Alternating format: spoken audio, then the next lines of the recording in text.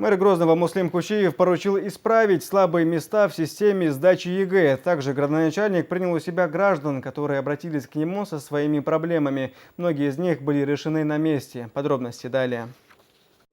По словам Муслима Кучиева, статистика результатов ЕГЭ за 2015 год удручающая. В связи с этим Департаменту образования мэрии Грозного поручено сделать анализ результатов сдачи ЕГЭ по городу, выявить слабые позиции, разработать комплекс мер для решения проблемных вопросов, а также проводить разъяснительные работы среди педагогов, учащихся и их родителей. Результат, показатель нашей деятельности является с вами результат ЕГЭ. Они очень печальные. Всегда столичное образование было флагманом республиканского образования. Пойму в отличие, что бы мы ни говорили, мы прекрасно понимаем. Я даже не буду говорить о том, что там 100 баллов набрать ни одного человека нет. 26 и 29 пересдачи в летний период школы работали. Надеемся, что это даст определенные результаты и количество не сдавших у нас уменьшится.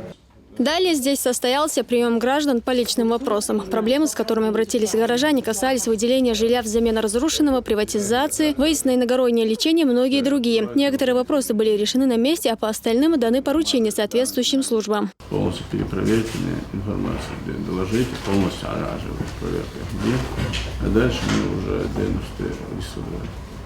Пока у меня не будут проверочного материала, я не могу решить. Также в рамках объявленного мэрией Грозного конкурса «Образцовый двор» жители Заводского района совместно с представителями городской власти приняли участие в работе по благоустройству площадок. Начаты работы по озеленению дворов, покраске бордюров, фасадов зданий, вывозу мусора и сухостоя. А для участников конкурса Департамент культуры мэрии организовал Синхер Миловзар. Элина Дадаева, Луиза Хатуева, Джамалет Хаджалиев. Новости.